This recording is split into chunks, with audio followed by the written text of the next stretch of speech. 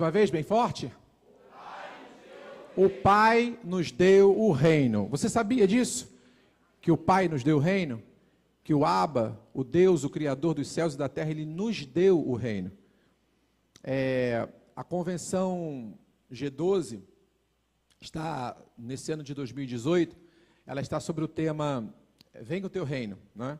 E a maioria das igrejas G12 no Brasil e no mundo estão também trabalhando em cima desse tema, né? Venha o Teu Reino. E eu tenho desde o ano passado acompanhado, né, a mesma direção que está sendo dada ao pastor César, nosso mentor lá na Colômbia, que as igrejas, sem ele pedir, porque graças a Deus o pastor César, ele não impõe nada, né? Ele reúne os pastores, ele passa orientação para a gente, mas ele sempre deixa a gente muito à vontade, né, para que a gente busque de Deus revelação, para saber de como a gente tem que aplicar as coisas na igreja. Isso é uma das coisas que me deixa assim, muito à vontade na visão celular G12, é porque nada é imposto, tudo é colocado como direção, como sugestão, mas o pastor César sempre nos aconselha a buscar de Deus uma revelação específica de como fazer, de como aplicar, né, e isso é muito legal. E aí então, já naturalmente, sem que ele peça, né, as igrejas no Brasil e no mundo têm acompanhado o tema que ele tem recebido como revelação, né? A Convenção Internacional G12 acontece na Colômbia todo mês de janeiro, né? Aconteceu agora em janeiro desse ano. E foi sobre o tema Venha o Teu Reino. Então, a maioria das igrejas da visão celular G12 no Brasil e no mundo estão nesse tema, Venha o Teu Reino. E o que acontece? Eu até estava conversando com o meu pastor, com o apóstolo, falei assim, apóstolo, recentemente a gente trabalhou esse tema lá na igreja, foi ano passado foi Tempo de Ser Luz, que eu já acompanhei já a convenção G12, em 2017 foi Ser Luz, Seja Luz, então eu já acompanhei, e em 2016 a gente aqui na igreja trabalhou Tempo de Viver o Reino, né? Então por conta disso, né, eu orei ao Senhor e aí Deus me deu então o tempo de restauração, que é algo que tem muito a ver com o Venha o Teu Reino, né? Então a gente está aí caminhando na mesma visão. Mas o Senhor, para essa manhã de fevereiro, de ceia, Ele me deu uma palavra também sobre o reino, né? Quando assim saltou dos meus olhos, eu falei isso para vocês, que já isso acontece comigo, eu sei que acontece com vocês também. A gente lê algumas passagens bíblicas mais de uma vez, mas em um determinado momento aquilo salta nos nossos olhos e traz uma revelação muito especial da parte de Deus. E eu já tinha lido esse texto aqui algumas vezes, né, várias vezes até, mas dessa vez de uma maneira muito especial, na manhã, não sei se foi de quinta ou sexta-feira, Deus então me traz uma revelação muito interessante, me fazendo entender que o reino me foi dado. E tudo aquilo que nos é dado depende de um esforço sobrenatural da minha parte, né? De um esforço tanto natural quanto sobrenatural, para que eu possa me apropriar, para que eu possa tomar posse, não é? Então, se o reino foi dado, cabe a nós recebê-lo ou não, não é? Porque ele já foi dado, né? O Senhor, o Pai, já liberou o reino. E aqui diz, nós vamos ler no Evangelho de Lucas, que Ele nos deu o reino de bom grado. Ele deu de boa vontade, Ele deu com alegria o reino para nós. Então, cabe a nós nos apropriarmos desse reino. E é sobre isso que a gente vai meditar nessa manhã. Então, abra a sua Bíblia em Lucas, capítulo 12. Lucas, capítulo 12, versículo 31 e 32.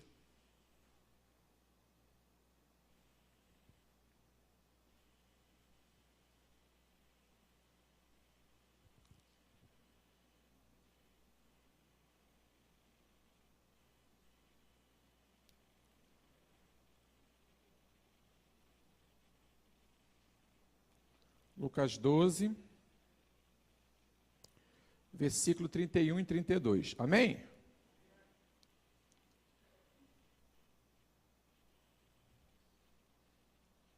Eu estou aqui tomando aquela coça de sempre. Não consegui. Lucas 12. Ué? Ah, foi para 11. Espera aí, calma que eu chego lá. 12. Deixa. Eu queria botar a tela inteira, mas deixa. Vou treinar isso em casa.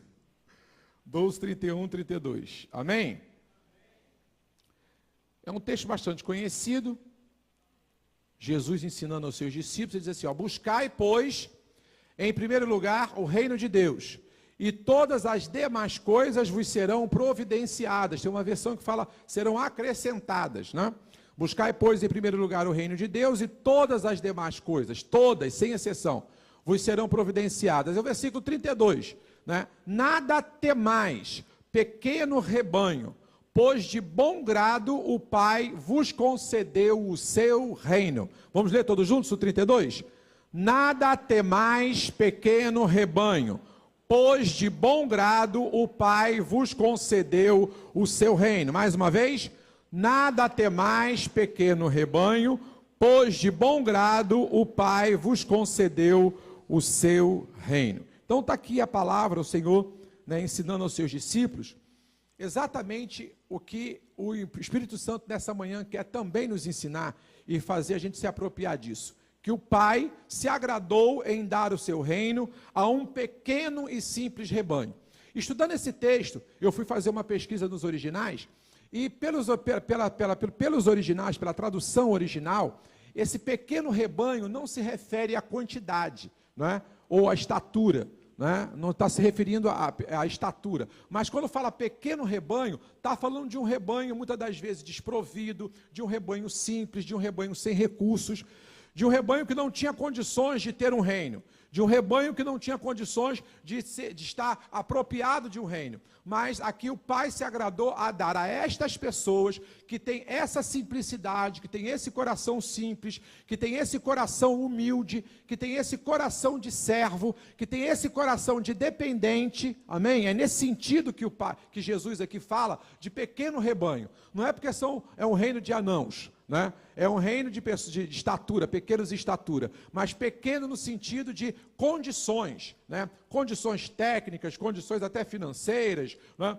Mas aqui Jesus está falando que foi do agrado do Pai, ou seja, Deus preferiu, quando Ele se agradou, é porque Ele preferiu entregar o seu reino a pessoas. Quando fala pequeno rebanho está se referindo a pessoas simples, a pessoas humildes, a pessoas esvaziadas de si mesmo, né? A pessoas que têm um coração, né, voltado para Deus. Esse é o pequeno rebanho que Jesus se refere aqui. Amém? Então, aquelas pessoas que estão prontas para se esvaziarem de si, para estarem sempre num estado de simplicidade, de humildade na presença de Deus. Então, o Pai se agradou em dar o seu reino a um pequeno e simples rebanho, não é?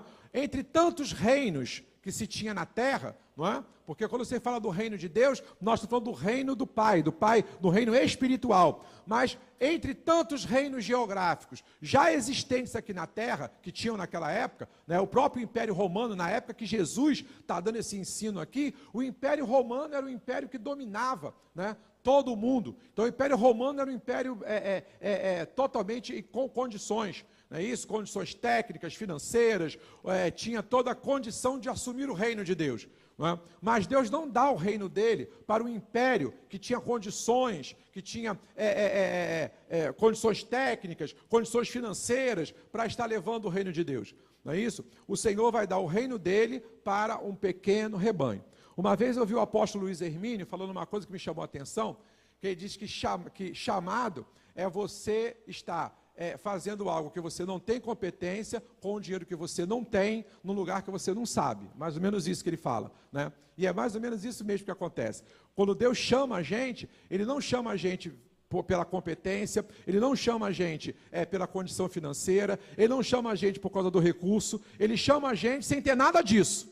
Não é? Porque o que Ele olha é para ver se existe em nós um coração simples e um coração humilde. Ou seja, eu ainda vejo nos dias de hoje Deus procurando um pequeno rebanho para fazer a sua obra. Deus ainda continua procurando pessoas com essas características, de um pequeno rebanho, simples, desprovidas, né? Que não se julgam competentes, capazes, que não se julgam o máximo, que não se julgam uma grande potência, mas que tem um coração humilde, um coração reto, um coração simples, um coração dependente de Deus. E quando o apóstolo Luiz Hermínio falou isso, né, eu lembrei dessa palavra, quando eu li essa palavra, eu lembrei do que o apóstolo Luiz Hermínio estava falando numa ministração, Que quando o Senhor chama, Ele chama alguém que não tem, muitas das vezes, pessoas que não têm competência, que não têm recurso, né, que não têm condições, Ele chama assim, ele encontrou simplicidade, ele encontrou humildade, ele encontrou um coração quebrantado, então isso são as condições que Ele chama, que Ele requer. Então Ele chama, e muitas das vezes a gente tem a gente apresenta para Deus esse coração simples, esse coração humilde, esse coração quebrantado, mas não temos a competência, não temos o recurso, não temos às vezes a disponibilidade de fazer aquilo que o Senhor quer que a gente faça. E aí tudo isso vai ser nós que vamos ter que dar um jeito, né? E aí o Senhor vai operar o milagre para que a gente possa fazer. Então até hoje o Senhor continua procurando esse pequeno e simples rebanho para continuar fazendo a sua obra. Amém? Mas aí quando a gente analisa isso, eu quero pensar com vocês aqui nessa manhã, nessas duas questões. Quando eu, me posiciono e quando eu tomo ciência que eu ganhei o reino do Pai, que o Pai, quando resgatou a minha vida, quando eu entrei para o reino de Deus, eu entrei para ser proprietário desse reino. Eu entrei para ganhar esse reino. Não é? Então tem duas coisas que eu gostaria que nessa manhã, sob a direção do Espírito Santo, a gente pensasse nisso. Se eu tenho o reino, se eu recebi, se verdadeiramente eu recebi o reino das mãos do Pai, como sou neste reino e o que faço neste reino? Vamos repetir essas perguntas? Vamos lá? Primeiro. Segundo. Mais uma vez, qual é a primeira questão? Então, como sou neste reino e o que faço neste reino? Se eu tenho, se eu me aproprio disso, quando eu entreguei minha vida a Jesus, quando eu decidi me tornar um discípulo de Jesus, eu ganhei de Deus, eu ganhei do Pai, porque é que Jesus que falou isso ensinando aos seus discípulos. Se quando eu tomei a decisão de aceitar a Jesus, de me tornar um discípulo de Jesus, se eu ganhei do Pai o reino, como eu sou neste reino e o que eu faço neste reino? Porque ninguém ganha nada para guardar numa gaveta. Ninguém ganha nada para não usar. Amém? Quando a gente ganha alguma coisa, quem dá para a gente, espere que a gente use. Espera que a gente gosta. Né? Sim. Né? É uma satisfação para a gente quando você dá um presente para uma pessoa e você vê a pessoa vestindo o presente. Quando você vê a pessoa usando o presente. Não é? Agora, quando você dá uma coisa para a pessoa e você não vê a pessoa usar, não vê a pessoa nunca usufruindo daquilo, qual é a impressão que você tem? Que a pessoa não gostou. Né? Você deu um presente para a pessoa, você deu algo, mas você nunca viu a pessoa usando aquilo, você nunca viu a pessoa usufruindo daquilo, você chega a essa conclusão, a pessoa não gostou do que eu dei. Então, muitas das vezes, a gente tem passado essa impressão para Deus. Olha, eu me tornei discípulo de Jesus, ganhei o reino de Deus, mas eu não tenho usado o reino. Então, a impressão que a gente passa para Deus é exatamente essa, que a gente também não gostou muito, né? É um presente que a gente não está usando porque a gente não gostou muito, ou porque dá muito trabalho para usar, ou porque não é tão conveniente assim usar, amém? Então vamos meditar um pouco aqui nessa primeira pergunta aqui, ó. Como sou? Como sou no reino? E isso aqui é uma palavra para que cada um de nós façamos uma análise pessoal, não é? Porque cada um de nós, o reino, ele foi dado a cada um de nós. Não é? Então eu recebi o reino, você recebeu o reino, cada um de nós recebemos o reino. E como nós somos nesse reino? Então cada um tem que estar fazendo essa avaliação. Então como sou, aponta para as características impressas em você de um reino. Como eu sou, aponta para as características impressas em você de um reino. Quando você vai por aí, quando você faz uma viagem para o exterior, e aí o que acontece? Você vai para Portugal. Então você volta de Portugal sabendo definir características gerais do português. Eu fui lá em Portugal, o pessoal lá de Portugal é muito legal, é muito bacana, é um pessoal muito simples, é um pessoal, Você volta com características. Todo mundo que vem ao Brasil, sai daqui do Brasil dizendo que o brasileiro é um povo muito, muito alegre, o brasileiro é um povo muito extrovertido. Todo mundo sai daqui dizendo isso, que o povo brasileiro é um povo muito divertido, um povo muito alegre, porque eles saem com essa impressão. Então, quando eu estou falando aqui de características impressas em você de um reino, nós temos características impressas em nós de um brasileiro.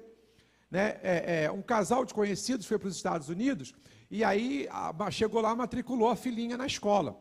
Só que a filhinha, né, acostumada aqui no Brasil, abraça todo mundo, beija todo mundo, e beija, né, a tia, abraçava a tia, beijava a tia, e a menina chegou nos Estados Unidos, abraçando todo mundo, beijando todo mundo, e lá eles são mais frios, lá eles não estão acostumados com isso, né? Não tem essa coisa da professora beijar, da professora botar no colo. E aí, sabe o que aconteceu? A mãe foi chamada na escola, porque esse comportamento da criança foi visto como um comportamento atípico, anormal, que tanto beijo, que tanto abraço, que né? Porque eles lá não são acostumados com isso. Está dando para entender? Então, são características assim, que são impressas em nós, de acordo com a nossa característica. O brasileiro tem isso. O povo brasileiro é um povo que pega, que abraça.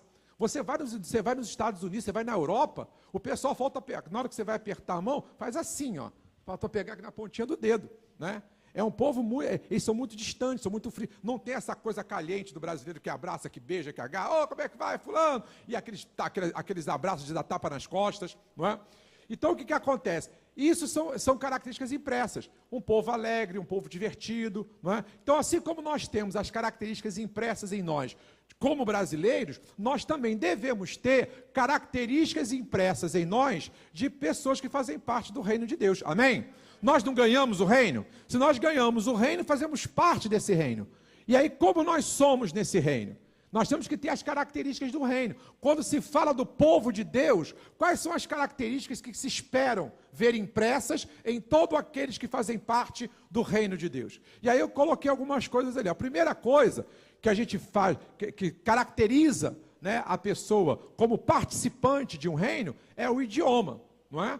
Se você quer ganhar cidadania portuguesa, tu tem que falar português. Se você quer ganhar a cidadania norte-americana, você tem que falar o inglês. Se você quer ganhar a cidadania japonesa, você tem que falar o japonês. Então, o idioma é a primeira coisa. Você não ganha cidadania em nenhum país deste mundo se você não falar o idioma. A primeira coisa que eles querem saber é se você domina o idioma desse outro país que você quer ganhar cidadania. Se você não dominar o idioma, você não ganha cidadania. Não é? Então, a primeira coisa, a primeira característica que imprime é isso. Quando os portugueses vieram colonizar o Brasil, a primeira coisa que eles fizeram foi o quê? Foi ensinar aos índios a língua portuguesa. Por que muitos índios se suicidaram? Por que muitos índios se mataram? Porque quando você tira de um povo a sua língua, quando você tira de um povo o seu idioma, você tira desse povo a sua principal característica. Você tira do povo a principal característica.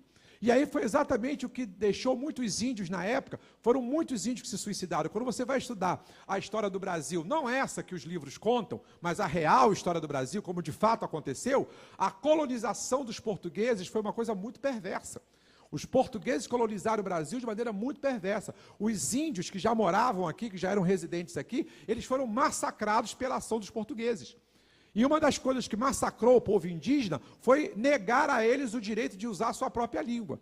Eles foram obrigados a aprender a língua portuguesa. E aí, aprender a língua portuguesa, eles tiveram que negar a sua língua, negar a sua cultura, para aprender a cultura europeia, para poderem dominar a língua portuguesa. E isso levou muito, mas não foi poucos não, gente. Foram centenas, milhares e milhares de índios foram levados ao suicídio. Preferiram morrer do que perder a sua identidade, né, o seu idioma e a sua cultura. Não é isso? Então, quando você tira o idioma de um povo, você está tirando a principal característica. E aí, qual é o idioma, né, de alguém que pertence ao reino dos céus? Qual é o idioma? Como é que tem que ser o nosso falar? Né? E aqui, quando eu estou falando de idioma no reino, como deve ser o nosso falar? Será que o seu falar, as palavras que você usa, a forma com que você se comunica, será que isso tem deixado perceber que você é alguém que possui o reino? Alguém que faz parte do reino de Deus? A maneira com que você fala? A palavra de Deus diz que o nosso falar tem que ser sim, sim, não, não. Passou disso é o quê? Procedência maligna. Então, primeira coisa, né, nós não podemos usar de mentira. Mentira não é algo que faz parte do nosso idioma. Porque a palavra diz que é sim, sim, não, não. Passou disso é procedência o quê? Maligna. Se é procedência maligna, não está de acordo com o reino. Amém? Não é isso? Então, ó, o sim, sim, não, não, é que tanto aponta para a gente usar a verdade, como também não usar o quê? Não usar de fofoca, não usar de falsidade. Né? A palavra nos recomenda não usar palavras torpes, não é? E, infelizmente, hoje, a gente vê alguns irmãozinhos que, quando ficam nervosos, eles falam, né, um montão de palavrão. Não é idioma do céu, não é idioma do reino, amém? Palavrão não é idioma. Ah, mas eu fiquei nervoso, isso não é desculpa. Né, se você usou de palavra torpe, peça perdão, porque isso não é idioma de alguém que faz parte do reino de Deus. Como você tem, o que você tem falado, a maneira como você tem falado, tem identificado você como alguém que pertence ao reino de Deus? As suas palavras são dóceis, as suas palavras são brandas, as suas palavras são agradáveis, ou suas palavras são pesadas, são negativas, são destrutivas? Porque a palavra de Deus nos ensina que o nosso falar tem que ser um falar para abençoar. A Bíblia nos ensina, a palavra de Deus nos ensina, que a fonte que jorra água doce não pode jorrar o quê? Água salgada. Então, se eu uso a minha boca para abençoar, se eu uso a minha boca para pregar, se eu uso a minha boca para testemunhar, se eu uso a minha boca, né, para poder compartilhar das coisas de Deus, eu não posso usar essa boca para ferir, para magoar, para maltratar, para destruir. E uma coisa que a gente precisa fazer, gente, que a gente não pode ter de jeito nenhum, que faz parte da nossa identidade, como alguém da cultura do céu, a gente não pode ser hipócrita. A gente sabe quando está magoando, a gente sabe quando está ferindo, a gente sabe quando está maltratando. E muitas das vezes a gente emite aquela palavra, a gente libera aquela palavra, porque a nossa intenção de fato é machucar, a nossa intenção de fato é magoar, a nossa intenção de fato é ferir, não é? Aí depois a gente, desculpa, não, mas a intenção ali foi ferir, a intenção ali foi magoar. Então, como tem sido o seu idioma? O idioma, né, que é uma característica impressa em uma pessoa do reino, é o idioma que está alinhado com a verdade, com a sinceridade, não é? Com palavras sãs, e não palavras torpes, palavras sãs, não é? Palavras que abençoam, palavras que edificam, palavras que levantam, palavras que curam. Esse é o idioma do céu. É isso que você tem falado? É dessa forma que você tem se expressado? Suas palavras servem de cura, suas palavras servem para edificação, suas palavras servem para construir, para levantar. Se você tem usado as palavras, você está falando o idioma do céu. O idioma do céu são palavras que abençoam, porque foi exatamente isso que Deus falou para Abraão: ser tu uma bênção. Então, ser uma bênção com a tua vida, ser uma bênção com o que tu fala, ser uma bênção da maneira com que você age.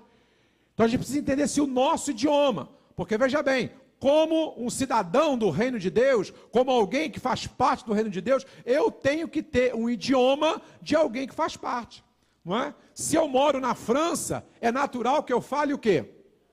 Francês. Se eu moro no Japão, é natural que eu fale o quê? Japonês.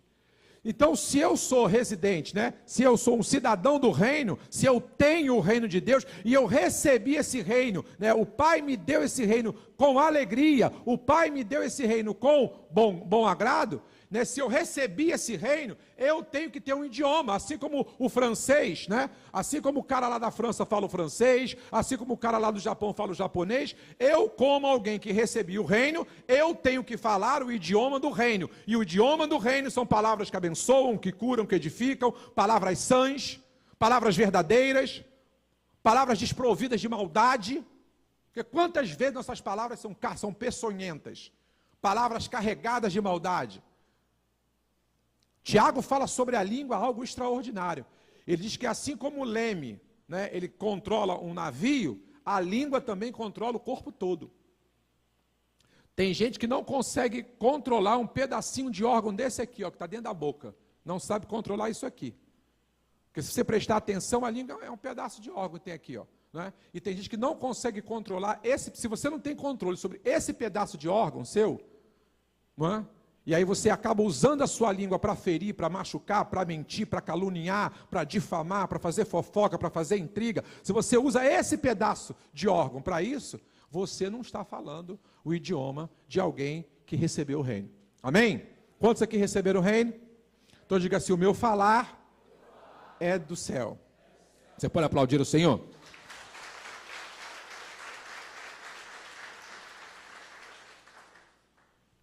Então a primeira coisa é isso. Como alguém que tem o reino de Deus, que recebeu o reino, eu tenho que falar o idioma né, do reino. Segunda coisa, eu tenho que ter o quê? A cultura. Eu falei para vocês que os portugueses, quando vieram colonizar o Brasil, as duas coisas que eles pegaram logo de jeito foi tirar a língua dos indígenas, obrigar eles a aprender a língua portuguesa e a esquecer os seus idiomas. E a segunda coisa foi fazer o quê? Foi com que eles pudessem deixar sua cultura.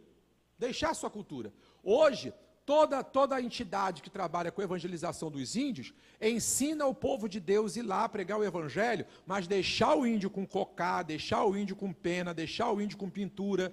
Porque o problema, né, que aconteceu, né, no início das colonizações nas Américas, né, que os europeus, não só os portugueses, os espanhóis e outros povos da Europa vieram colonizar aqui as Américas, porque as pessoas entendiam naquela época que evangelizar era também fazer o processo de aculturamento. E não é nada disso. Você tem que evangelizar a pessoa de acordo com a cultura dela. Você tem que ir lá e respeitar a cultura. Você tem que falar do amor de Deus, você tem que ensinar princípios da palavra de Deus, mas você tem que respeitar a cultura daquela pessoa. Amém? E por isso que você vê hoje aí, ó, né? Todo mundo, às vezes um sol de meio-dia, todo mundo de terno, gravata, porque ensinaram para a gente que evangelizar e ensinar é mudar a roupa também. Então, às vezes você vê, às vezes eu vejo aí, gente, a gente sai da igreja de manhã cedo, você vê um irmãozinho suado, um sol de rachar o quengo, mas ele está todo engravatado. E ele diz, não, eu estou ataviado, porque ele aprendeu que está ataviado. Aí ele está de terno, gravata, às vezes um terno sujo, um cheiro de suor forte, mas está dando até mau testemunho com aquele terno. Mas, porque o terno que está mais, né, era melhor estar com um blusãozinho limpinho do que estar com aquele terno fedendo a suor, né? Uma suvaqueira danada. Mas porque ele aprendeu que ser crente, né, que ter Jesus é andar de terno, gravata, ataviado, andar meio-dia, é isso. Isso foi o quê? Foi o processo de aculturamento, né? Os países europeus vieram para cá colonizar e evangelizar, e aí eles achavam que tinham que, junto com o evangelho, implantar a cultura deles. Ora, se você vai lá na Europa, é um frio danado, gente. Lá andar vai andar assim, de manguinha curta lá, né, que eu quero ver. Né? É um frio danado. Né? Portugal é um frio tremendo, Espanha é um frio danado.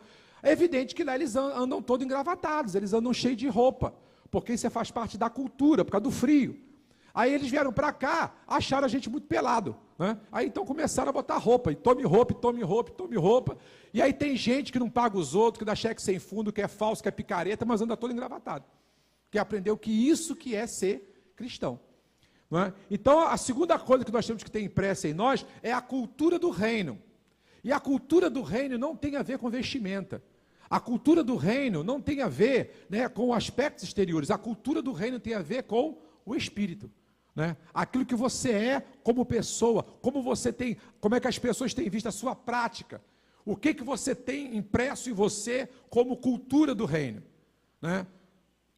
Como você abençoa, como você ajuda, como você tem o seu caráter transformado, como você tem a sua personalidade transformada. Então a cultura é exatamente não o que você exterioriza, mas aquilo que como você foi transformado, como o seu caráter, como a sua personalidade foi transformada pelo poder de Deus. Aí você está manifestando o quê? A cultura do reino. A cultura do reino é o quê? É de um povo que ora, é de um povo que lê a palavra, é de um povo que jejua, isso faz parte da nossa cultura, isso é a nossa cultura. Oração, busca, adoração, né?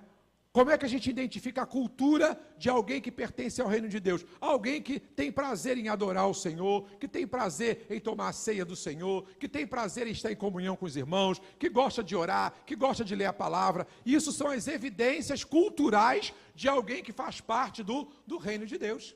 Amém? Gosta de orar, gosta de jejuar, gosta de adorar, gosta de estar em comunhão com a igreja, gosta de estar em comunhão com os irmãos. Isso é a nossa cultura.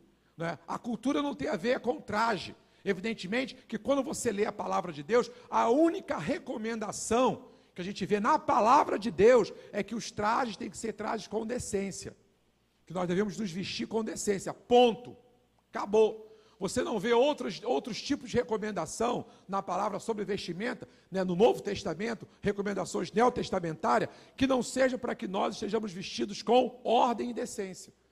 para que a gente tenha decência, para que a gente tenha discrepância, temos coerência, perdão, no modo de vestir. São essas orientações. Agora, você não vai faltar orientações, quando você lê Gálatas 5:22, você vai ver Paulo falando sobre o quê? Sobre necessidades que nós temos de manifestarmos como pessoa. Abre a sua Bíblia lá, Gálatas 5:22.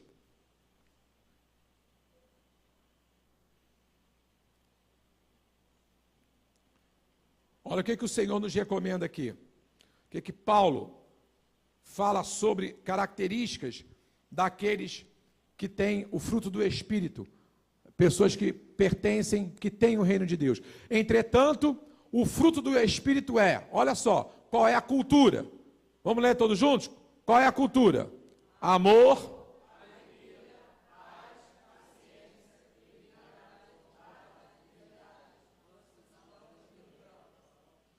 contra essas virtudes não há lei. Então, quais são os aspectos culturais, né, daqueles que possuem o reino? Amor. São pessoas que amam, são pessoas alegres, são pessoas que transmitem paz, pessoas que têm paciência, pessoas que têm benignidade, pessoas boas, pessoas fiéis, pessoas mansas, pessoas que têm domínio próprio. É isso aí que é a cultura. É isso aí que manifesta, né, para as outras pessoas a cultura. Ou seja, assim, porque eu fui lá em Portugal, lá eles têm essa cultura de beber vinho, um exemplo, né? Tem a cultura de beber vinho. E de acordo com cada país tem a sua cultura. Por exemplo, eu fui a Israel, lá em Israel é muita pimenta. Nunca vi gostar de pimenta quando aquele povo gosta. Tudo lá é muito apimentado.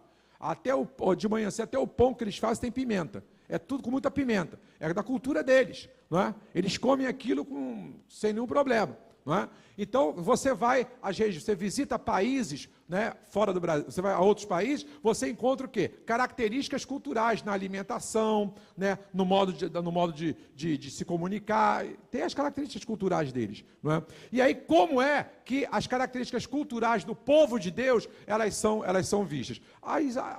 Através do que Paulo descreve aqui, ó. Quais são as características daqueles que pertencem ao reino de Deus? São pessoas amáveis, são pessoas alegres. Aí começa a ver se essas características estão em você. Pessoas amáveis, pessoas alegres, pessoas que transmitem paz, né? Pessoas pacientes, pessoas benignas, pessoas que são boas, pessoas fiéis, pessoas que são mansas, que têm domínio próprio. É dessa forma que a gente consegue, né, identificar os aspectos culturais. Está vendo? Então, esse é o segundo ponto. Como sou? Meu idioma, minha cultura. E a terceira coisa importante também, no como sou, é o quê? Conhecimento das normas e das leis. Vamos repetir? Para eu conhecer as normas e as leis, né, do reino, tudo está manifesto para mim através da palavra. Amém? Tudo está manifesto para mim na palavra. Tudo que você precisa saber sobre o reino de Deus está revelado na sua palavra. E você precisa conhecer isso. Porque é através do conhecimento dessas normas, é através do conhecimento desses princípios, que você vai orientar o quê? Outras pessoas. Que você vai falar deste reino para outras pessoas. Não é? Porque quando você vai a qualquer país, eles avisam, olha, aqui não pode isso. Olha, aqui não pode aquilo. Não é? Na maioria das vezes, os guias, que às vezes estão nesses outros países para receber a gente, quando a gente viaja para outro país, então geralmente tem os guias que eles dão orientação para a gente. E aí esses guias orientam, olha, aqui não pode isso. Quando eu fui à República Dominicana, com a pastora, aí assim que a gente chegou no hotel, né, os guias lá avisaram, olha, aqui homem não pode andar de camiseta. Eu falei, não pode. E eu tinha levado um monte de camiseta, de férias, né? Aqui, homem não pode andar de camiseta. Só pode andar de camisa sem alça, mulheres. As mulheres podem andar. Os homens têm que andar com camisa com manga. E aí ele chegou, a primeira coisa que ele fez foi avisar isso. Chegou à noite, né, eu na hora do restaurante, eu com uma fome danada, naquela época eu tinha, né, 160 quilos, eu com uma fome danada, e restaurante eu com fome, passei a mão numa camiseta parecida com essa do Júnior e fui para lá. Aí cheguei lá e falei, bom, vamos lá, se eles mandarem eu voltar, eu volto, mas vamos ver, vamos tentar.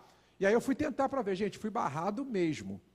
Tive que voltar para o quarto e trocar e botar uma camisa de manga. Então, a primeira coisa que eles fazem é isso. Você chega em qualquer país, olha, cuidado que aqui isso não pode. Existem palavras que você não pode falar em determinados países, porque lá eles têm uma outra interpretação. Às vezes, palavras que aqui para a gente não é nada, mas em outro país é algo absurdo. Existem sinais que você não pode fazer. Né? Eu agora não me lembro de nenhum para dar exemplo para vocês. Mas, por exemplo, tem lugar que se você fizer assim, você está afrontando. Assim, né? Se você fizer assim, você está afrontando. Enfim, isso é o quê? Isso faz parte de nós saber, de conhecermos as normas e os princípios. Isso é importante. E nós precisamos conhecer isso, né? Recentemente o Igor estava pregando aqui, e ele estava falando, por exemplo, ele abordou uma questão da questão do homossexualismo, né? A gente tem que saber passar para as pessoas, de maneira, né, cristã, quais são, né, o que a palavra fala sobre a questão do homossexualismo. A gente não odeia homossexual. A gente não pode estar aqui agora, estar numa perseguição, né, contra as pessoas. Pelo contrário, são pessoas que precisam ser alcançadas com o amor de Deus. Nós temos que chegar até essas pessoas e alcançar essas pessoas com o amor de Deus. E mostrar para elas que o que a gente não aceita não é elas, o que a gente não aceita é o que elas fazem. Não é? Uma vez eu conversando com uma pessoa, até com uma mulher homossexual, eu falei para ela, assim, escuta, você concorda com o assalto que o ladrão faz? Não. Então, mas você ela estava contando o problema do irmão dela. O irmão dela tinha feito um assalto e tinha sido preso. Eu falei, você concorda com o assalto que o teu irmão fez? Ela falou assim, não. Mas você ama o seu irmão? Amo. Mas você não concorda com o assalto que ele fez. É a mesma questão. Não é? A gente ama as pessoas, né, porque, né, Deus amou o mundo de tal maneira. Então a gente ama sim, a gente quer perto, a gente quer ajudar, a gente tem que dar a mão, tem que estar junto. A gente não, embora a gente não concorde com aquilo que a pessoa faça. Não é? Então a gente precisa entender isso. Porque, como o Igor estava pregando recentemente, que ele estava falando, o que você acha do homossexualismo? Quando você fala com uma pessoa que é cristã, não, realmente está errado, a gente tem que, né, orientar essas pessoas a buscarem, né, no Senhor a libertação, coisa e tal, mas temos que amar essas pessoas, temos que ajudá-las. Aí para uma pessoa você fala isso, não, para outra, não, eu acho certo, tudo é forma de amor, tá tudo, não, eu acho que está correto. Né? Então a gente tem que ter posicionamento. Existem situações, e nós que somos cristãos, eu não sei se acontece com vocês, comigo acontece bastante. E aí, Jorge, o que você sabe, o que você diz sobre isso? Vocês já passaram por isso? O que você diz sobre isso? E aí? E aí você tem que dar, como é que você vai colocar, e aí quando você vai expressar aquilo que você acha, a sua opinião, você tem que expressar de acordo com o conhecimento da palavra. Amém? O conhecimento da palavra. Deus amou o mundo, então Deus ama a todos. Agora, Deus não concorda com o pecado. E é o pecado que a gente está aqui para ajudar, para dar a mão, para ajudar as pessoas. E a gente tem que ter conhecimento desses princípios para a gente falar de acordo com a palavra de Deus. Amém? Agora, pessoal, o que faço, assim como sou, aponta para as características impressas que eu tenho do reino, o que faço aponta como eu manifesto o reino. Então, primeira coisa, como eu tenho representado o reino? Como você tem representado o reino? Porque o que faço, né, o que sou, aponta para as características impressas em mim, de alguém que faz parte desse reino. Agora, o que faço, aponta para como eu tenho manifestado. E a primeira coisa, como você tem representado o reino de Deus? Como representante do reino de Deus, como as pessoas têm visto o reino de Deus através de você? Isso é uma pergunta fundamental. Quando as pessoas olham para você, quando as pessoas olham para o teu testemunho, quando as pessoas olham para aquilo que você faz, quando as pessoas olham para a forma com que você age, como as pessoas têm visto o reino de Deus através de você. Porque, gente, é muito simples, é muito cômodo falar assim, não olha para mim não, olha para Jesus. Mas as pessoas não olham para Jesus, elas olham para Jesus através da minha pessoa, através da sua. Quem não é cristão, elas não olham direto para Jesus. Quem pode olhar direto para Jesus somos nós que conhecemos a palavra, amém? Nós que conhecemos a palavra, nós podemos olhar direto para Jesus. Nós lemos a palavra, nós buscamos, nós oramos, então a gente pode olhar direto para Jesus. Mas as pessoas que ainda não conhecem Jesus, elas sempre, antes de olhar direto para Jesus, elas vão olhar para nós. As pessoas vão ver Jesus através de nós. Então, como você tem representado? Quando as pessoas olham para você, qual é a impressão que elas têm do reino? Quando elas avaliam você como pessoa, né? Com essas características impressas, que impressão as pessoas têm do reino de Deus pelo seu modo de vida, pelo seu modo de falar, pelo seu modo de agir, pelo modo de você proceder? Isso é representar o reino. A segunda coisa é como você tem servido a esse reino. Porque, como eu falei, Deus não deu um reino para a gente não fazer nada. Como você tem servido a este reino? Não é isso? Como você tem servido? Nós temos aqui uma estratégia dada por Deus, que é a questão de nós estarmos trabalhando em células. Então, como você tem trabalhado na sua célula? Você já pensou em abrir uma célula? Ah, pastor, eu tenho tanta vontade de fazer a obra de Deus. Abra uma célula. Comece a pensar em abrir uma célula. Isso é fazer a obra de Deus. É a estratégia que Deus deu para a gente, não é? Tem gente que acha que fazer a obra de Deus é estar no altar pregando. Gente, isso aqui é coisa que qualquer um pode fazer. Subir aqui e pregar, entendeu? Isso aí não tem muito... Agora, fazer a obra é sair aí fora, é passar desse portão aí para fora e enfrentar aí, pegar o touro pelo chifre. Então, quando você abre uma célula, ou quando você está numa célula trabalhando para o crescimento, para a evangelização, você está fazendo a obra de Deus. Isso é serviço. Isso é serviço. E é uma coisa que você tem que... Eu recebi o reino. A Bíblia me ensina, hoje nessa manhã, o Espírito de Deus me revela que o Pai, com agrado, com alegria, me deu o reino para mim, né? Então, o que eu tenho feito nesse reino? Como eu tenho representado esse reino, e o que eu tenho feito, como é que eu tenho produzido nesse reino? O que eu tenho produzido? Né? Por que aqui na nossa igreja nós trabalhamos com a visão celular? Porque a célula reúne grupos menores de pessoas, a gente se reúne aqui para as nossas reuniões congregacionais, às quartas-feiras e aos domingos, mas as células reúnem um número menor de pessoas, para que essas pessoas em um número menor possam estar lá servindo.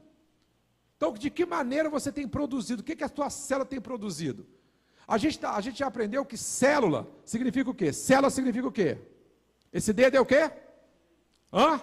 Evangelismo, esse outro dedo. Edificação, esse outro aqui. Comunhão, esse outro aqui. Serviço. Vamos lá? Então, célula é o quê? Evangelismo, edificação, comunhão e serviço. Evangelização, edificação, comunhão e serviço. Olha quanta coisa tem para fazer numa célula. Quem pode, dentro de uma igreja com a visão celular, dizer que não tem serviço? Quem pode, dentro de uma igreja com a visão celular, dizer, eu não estou fazendo nada no reino de Deus, eu não faço nada? Quem pode dizer? Se numa célula tem tudo isso para fazer. Dentro da célula tem evangelismo, dentro da célula tem comunhão, dentro da célula tem edificação, tem serviço. Se tem tudo isso para fazer dentro de uma célula, e a célula tem aí 12, 13 pessoas, é o que deve ter uma célula, né? Quando uma célula tem mais de 13 pessoas, está na hora de multiplicar, não é? Então, imagina, se tem 12, 13 pessoas, não tem serviço para todo mundo, gente? Tem ou não tem? Não é? Tem evangelismo, tem edificação, tem comunhão, tem serviço. Num grupinho de 12 pessoas, de 13 pessoas no máximo, né? Não tem serviço. Será que para essas 12 pessoas, esses 4 serviços, ainda vai só faltar serviço? Não vai. O que está faltando é o quê? É a gente assumir esse compromisso, de ver a célula como uma unidade de trabalho. Célula é o quê? Unidade de trabalho. Eu preciso entender, quando eu estou na célula, eu estou numa unidade de trabalho da minha igreja. A igreja é uma agência e a célula é uma unidade de trabalho. Então eu preciso me reunir com o meu líder, né, para a gente discutir o que a gente vai fazer, né, de que maneira a gente vai fazer o serviço, de que maneira a gente vai fazer a comunhão, a edificação, a evangelização. Então a gente agora aprendeu, né, da reunião do café, domingo passado, sobre a dinâmica da cadeira vazia, né, que é um ato profético. Já fizeram na célula de vocês? Tem que estar fazendo isso. E tudo isso é o quê? É uma mobilização de trabalho. Então não falta serviço. Numa igreja da visão celular, uma coisa que não falta é serviço para todo mundo. Porque a igreja está dividida, né? Está organizada, eu gosto de usar o termo organizada. A igreja está organizada em grupos menores, onde nessas unidades de trabalho tem serviço para todo mundo. É só arregaçar as mangas. E aí, se eu tenho o reino, eu tenho que prestar serviço nesse reino, tá bom? E aí depois, gente, olha só, sua representação, o que faço tem a ver com a representação, tem a ver com o serviço e tem a ver com o legado. O que é legado? É a contribuição que você vai deixar. Isso é legado. Que contribuição você está deixando, né, na sua célula? Que contribuição você está deixando na sua igreja? Que contribuição você está deixando no ministério que você faz parte? Que contribuição você está deixando? Que legado? Porque legado é isso, é a sua marca, é o que você está deixando de você. O que você está deixando de você na igreja? O que você está deixando de você na sua célula? O que você está deixando de você na sua família, no seu trabalho, com a sua vizinha? O que você tem deixado de você? Qual é o legado? É a contribuição que você está deixando para abençoar, para edificar. Isso tem a ver com o que você faz no reino. Amém? Então, gente, olha só. Como sou e o que faço. Vamos repetir? Como sou e o que faço. É isso aí que vai dar para a gente, né, a dimensão de como nós estamos posicionados nesse reino que o Senhor, de bom grado, deu para cada um de nós. Então, nessa manhã, né, é para a gente, todo mundo ser provocado a pensar nisso. Nesse reino que eu recebi da parte do Pai, nesse reino que o Pai me deu com alegria, que o texto bíblico diz isso para a gente, que o Pai deu para a gente com alegria esse reino. Como eu estou sendo nesse reino e o que eu estou fazendo neste reino. Porque eu recebi o reino para ser e para fazer. Amém? Vamos repetir? Eu recebi o reino para ser e para fazer. Então, como eu estou sendo nesse reino e o que eu estou fazendo nesse reino. É a história que você está escrevendo como cidadão do reino. Amém? Vamos ficar de pé? Vem cá o Ministério de Louvor para a gente louvar. Então, gente, olha só.